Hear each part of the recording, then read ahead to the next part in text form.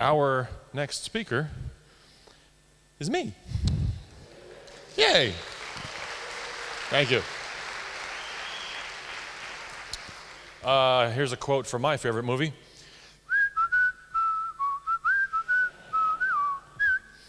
That's, of course, from Star Wars. My talk, I don't even remember what my talk is called. What's it called? Grief and Unbelief, right? Okay. I've been very fortunate in that I've got to travel literally around the world, performing songs, performing music, telling stories, doing monologues. And of all the things that I sort of do, there is one particular thing. Oh, don't leave. I'll wear the bathrobe again. No, I'm kidding.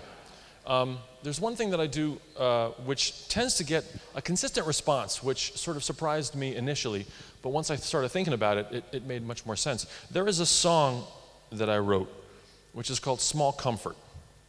And Small Comfort is about my dog dying, my dog passing away, having a dog. I'll tell you about Oscar. So I had this boxer dog, and his name was Oscar. And it was the first dog I ever had. It was the first pet I ever had. And he was awesome. We used to call him the most dog.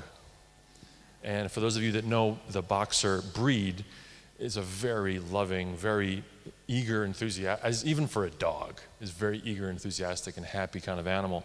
And Oscar got sick, as dogs do, as they get older. You know, the bigger breeds don't live very long. So Oscar got older, and he passed away. We had to put him down. And it destroyed me. It destroyed me. I was shocked at how affected I was by this animal's death. I've been very lucky, I've been very fortunate, I've been very sheltered in my life that I really haven't had to deal with many bad things. I've been successful, I have a healthy life, I have a healthy existence, I have a family that loves me. I have nothing to complain about. There's very little things in my life that have happened that have been difficult. I mean, when you look back on it, I'm very lucky in that way. This destroyed me, and I was curious about that. I was curious at how much this sort of affected me and shocked me. And being a musician, purportedly being a guy who writes songs about stuff that affects him, I had to write something. I had to write a song about this. I had to do something. I had to channel it and write something. And it was really, really difficult. It was really difficult because anything I would write for the first 6 months was just trite. It was just saccharine, trite, difficult puppy music. And I didn't want to write a puppy song. You know, I wasn't interested in writing a song about a puppy. I wanted to write a song about losing something. And so I came to this kind of conclusion that it was tempting. It was tempting to picture Oscar in puppy heaven. Really tempting. You know, puppy heaven where, like, you know, the biscuits are like this big, and squirrels run really slowly, like really slow. Just, come on, you know. And I thought, damn it, no, I can't think that. I can't think that. I can't think that he's there. He's going to be there. Because that just raised too many questions. That just raised too many questions that bugged me. Like, wait a minute, so is there a simulacrum of me, like, walking him around? Does he wonder where I am if he's in heaven? You know, and I realized I was just providing myself with a momentary salve, sort of just a bomb to try to make myself feel okay in the moment. And I realized, no, wait a minute. This is as close as I will ever get to an atheist in a foxhole moment. Luckily, this is the closest I will ever get. You know, they say there's no atheist in foxholes, which statistically actually is incorrect, which is kind of cool. But I thought, here I am in a moment of sadness, a moment of grief, a difficult moment, and I'm not going to resort to, even in the back of my head, having this little inkling of, oh, well, he's somewhere better. And part of him, some essence of him is okay. And I had to I had to realize, I had to accept that he's gone. That he's gone. And the only solace that I managed to find was that in the final moments of his existence, the final moments of his life, lying there on the bed, as the toxic medicines were going through his body to sort of end his suffering, he was very, he was tired, he was feeling bad, and in that final moment, as his eyes closed, he didn't have to worry about me. He didn't have to worry about missing me. He just thought, I'm really tired, I'm going to go to sleep, and I'll wake up and we'll go for a walk, and it'll be cool. I had to miss him. I had to feel miserable. I had to take on the pain and the work and the struggle and the horribleness. But he didn't. He was done. And it wasn't much solace. It wasn't much solace, but it was a little solace. The song I ended up writing was called Small Comfort. And that's the idea. The final lines are, I'm glad I get to miss you, but you can never miss me. Thinking you'll wake up and see us is your eternity. Small comfort. Again, not a lot, but way more than picturing the dog in heaven. Picturing the dog running around in heaven, wondering how does that work? Does he wonder where I am? What's the deal? So I wrote this song, and it did what it needed to do. It was difficult. It was hard, but it took a long time, and I wrote this thing. And so, like I said, I've been traveling around the States and around the world subsequently playing this song in front of audiences like you, audiences that for the most part do not have any kind of religious affiliation, do not have belief in an afterlife, do not have a connection with some idea of heaven. And it resonated. It resonated more than any other song I've written. People laugh at the silly stuff that I write, and it's wonderful to get a laugh. But when someone comes up to me after a performance and says, you know, my dog died 2 weeks ago, like, thanks for that. It's really interesting and it's really special. And I realize that we as critical thinkers, we as skeptics, we don't often talk about this stuff. We talk about the things that we like to talk about, debunking things. We talk about science. We talk about how awesome exoplanets are, or how great the new Star Wars trailer is. Whatever we may talk about, you know, we talk about those things all the time, but there's these emotional things sometimes that we don't touch on, especially in a context like this, which is understandable. But even amongst ourselves sometimes, it's a difficult conversation to have. So I wanted to talk about these things. I wanted to talk about the idea of loss. And now, the first realization that you have to have, I think, when dealing with loss is, like I said, this small comfort of the person, the animal, the whatever it is that's going, doesn't get to miss you. You get to miss them. And that's important, because the idea of a heaven is not to somehow provide value for the person going there, but it's to make ourselves feel better. And that's delusional. I think it's just delusional. It's just unfair. The point of thinking that there's no heaven, the point of thinking that there is nothing after this existence, is to make ourselves feel worse. But that's the point. Because loss is important. Things that you lose imply they have value. And the value of that thing that is lost is reinforced. So the greater the value, the greater the loss, right? Everything has a price. That's one thing I've learned over the years. Doing the stuff that I've done is everything has a price. Everything has a price. It's whether you're willing to pay it is the thing that it comes down to. So how do we deal with this stuff? I think feeling bad is important. I think feeling bad is undervalued. I think feeling bad is overlooked, especially in Western society or in most societies. But I think it reinforces this idea of value. Now, you lose something. You lose your car keys, or your car stops working, or you eat a cake. There's no idea of cake heaven, which would be a great show, I'm sure. There's no idea of lost car key heaven. I mean, is the idea of like a baby heaven any stranger than that? That raises a whole bunch of, horrible questions that people have to deal with sometimes. I was at the gym one time a couple of years back, and I live in Bethlehem, Pennsylvania, which is it's a beautiful town. It's in Pennsylvania. Yes, it's Bethlehem. It's the Christmas city It's officially, that's the thing. So at Christmas time, it is a magical place to be. And I was at the gym during Christmas, and I was just next to someone that, when you're at the gym or wherever you may go, you get to know people without really knowing them. You just sort of see that guy. Oh, the guy with the yellow sneakers is here. And so you sort of say hi and you sort of wave. You don't know these people, but you know them because you're around them. Maybe it's at the post office or whatever it may be. So yellow sneakers guy is sort of there, and we just begin talking. And I said, like, I love Christmas. It's great. Did you see the tree? It's lit this year. It's really nice. And he said, yeah, oh, it's great. I love to go to the Vesper service that happens at the Moravian church. And I said, oh, I love the Vesper service too. I used to sing in the choir, and I was in the Vesper services. I'm an atheist, but I still love the holiday. And there was this look across his face as if I had just tried to eat his nose.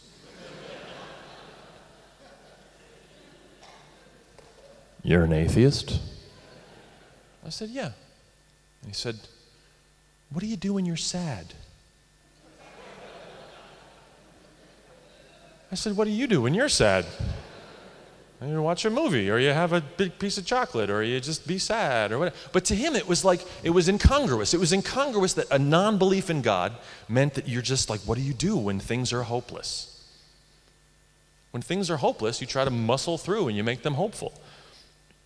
And it just, he couldn't, but then he just like, again, because I knew him, because he'd been at the gym all the time, it was like this implication of like, but you're so nice.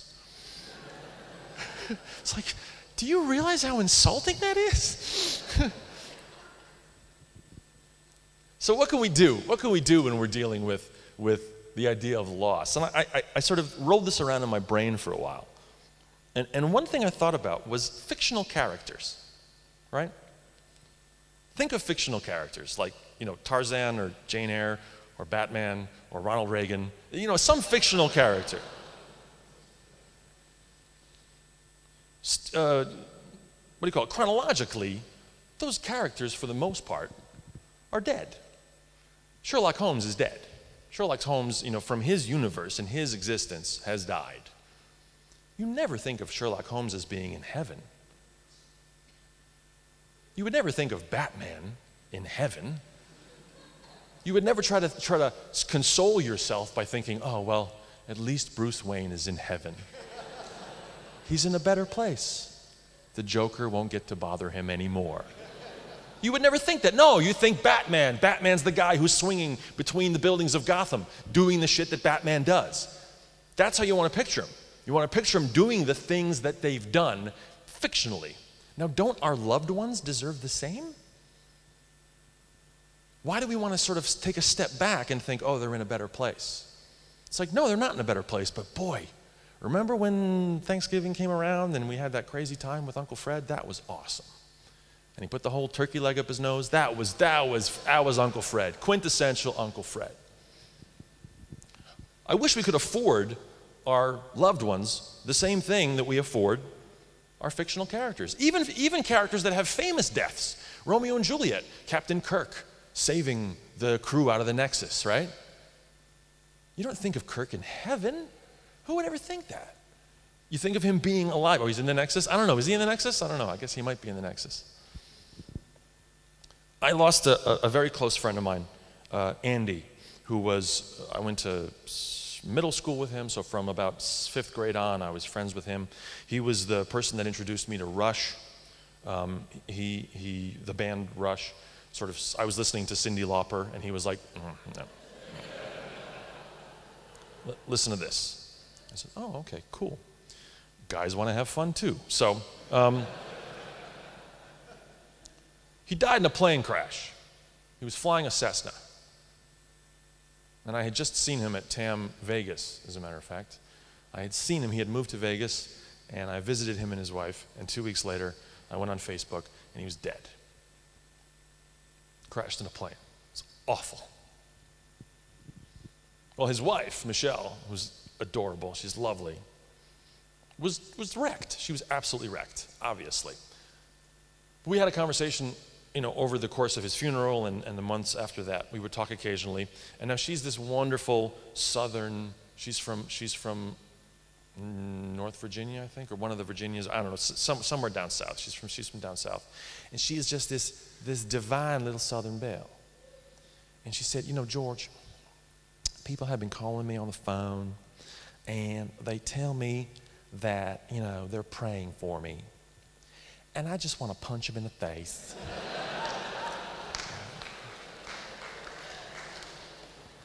Because why? It's like, yeah, so what? And what? And what does that do? It's equivalent, it's sort of like saying, I know what you're going through. I know what you're going through. It's the worst thing you can say to someone that's dealing with some kind of loss or some kind of a horrible event. The best thing you can say is, I can't imagine what this is like. Even if you can, lie. Seriously, lie. Let them own it. Let them, if there is a reason for some kind of miserable thing, let them own it, if even for a little while. Be able to say, I can't fathom what you're going through. I can't imagine what you're going through. They're in a better place. Is there free Wi-Fi? I'm just wondering. Yeah. Another thing you should never say is, things happen for a reason. Right, that's the correct response. That's the correct response. It's funny how you look for some kind of a something to say. And sometimes the best thing to do is just to listen.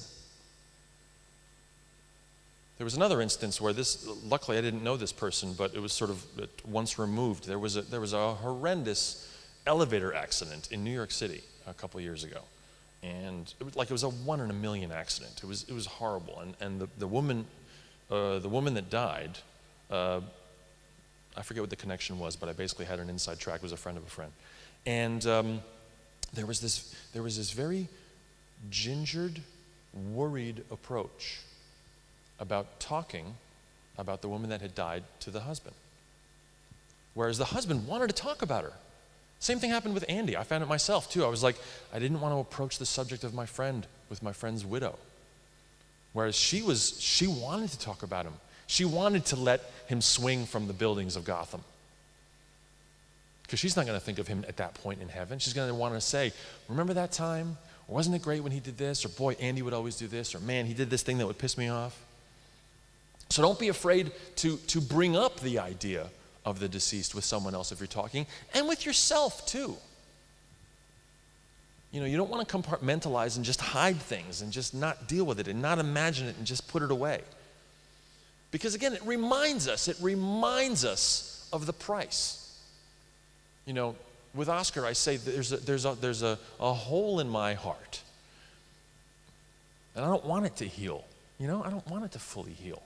Because it reminds me of the value. It reminds me of that value. It's not a popular thing to talk about or a popular approach. But I think in a strange way, it values the individual and the experience and the relationship more than just sort of saying, oh, you know what? Some things we're just not meant to understand. It happened for a reason, and you know what? They're in a better place. It's like, no, this sucks. This sucks, and I want it to suck. We've all dealt with loss and death. Either you have or you will. And that should unite us, especially as critical thinkers. It should be something that pulls us together and lets us say, yes, we have to deal with this. It's incredible, especially in sort of modern society, how you sort of avoid the idea of loss and you avoid the idea of death, and you want to sort of, it's again compartmentalized, and we don't want to think about it. We don't want to see the body unless it's cleaned up. You don't want to sort of think about things, or sort of the price of how existence is so tenuous sometimes and unfair. It's better to channel the pain of a loss into a legacy and a tribute than deflect it into a fantasy of some heavenly existence. Either way, whether you sort of ignore it and just say they're in a better place, or channel it and build a boat in their name or do some kind of a legacy thing, odds are, statistically, the person's never going to know it. So you might as well build a boat. You know what I mean? Like, you might as well put some effort into making some kind of a thing. Like, let's make some kind of a thing, whether it's a book or a photo or a song or a boat. Build the boat. Don't wonder, don't hope for some kind of greater existence or explanation. Build the boat. There's a film called Death Becomes Her, which is not a very good film. It's fun, it's okay. It's this idea that there are two women that sort of drink a potion and become immortal. It's Meryl Streep and Goldie Hawn. Thank you, Goldie Hawn. And Bruce Willis is he's the ex-husband of both of them. And he's a funeral director, so he knows how to sort of take care of bodies and stuff. So it's not that great of a film. It's okay. It's okay. However, there is at the end of the film, the two women who have drunk, spoiler, who have drunk the potion and are immortal, attend the funeral of Bruce Willis, who has pretty much made a choice in the final act of the film to not drink the potion. And for a mediocre film, I thought something that's said is really interesting. So they say at his funeral, this benefactor, this teacher had in his one way learned the secret of eternal life, and it's here among us, in the hearts of his friends. And he learned the secret of eternal youth, right here in the lives of his children and his grandchildren. It's my opinion that our beloved Ernest, that was the character's name, is one man who will indeed live forever. It's a pretty good sentiment from a mediocre film. And it's not the implication that you need to have children to have a legacy. That's something else that sometimes comes up. You know, you don't need to have direct descendants to have a legacy.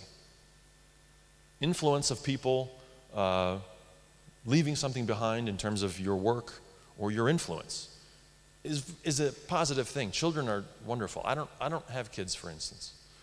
You know, I might at some point, I might not, I'm not sure. My legacy is limited. I understand that. I've made some people laugh, which is, you know, I'll take it. It's cool. It's cool. Let me just say this. What is any civilization's legacy? It's not the politics or the religion or the concepts of death. Yes, these things are interesting, but what ultimately inspires us with a sense of awe towards past people are the items contained within their culture. It's the architecture and the art and the pottery and the roads and the aqueducts and the music and the jewelry and the wheels and the statues and all of those items that are created in life while living. We revel in and are inspired by what they left behind, not in where they thought they were going. And ultimately, this connects us. By focusing on the incalculably lucky happenstance of our actuality, we can remember that the things we do during the years, months, days, hours, and minutes of our lives are what matter most. And that can provide us with something greater and more real than any confusing or contradictory concepts of eternity, and that's existence. The odds of every single individual's existence in this room are astronomically stacked against you.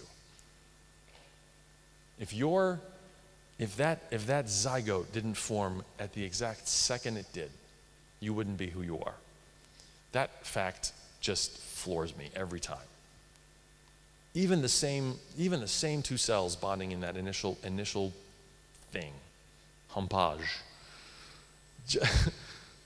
you wouldn't be the same person.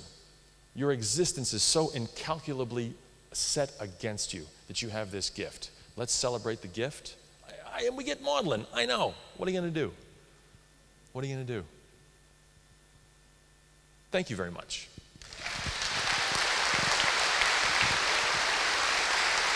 All righty. Thank you, George.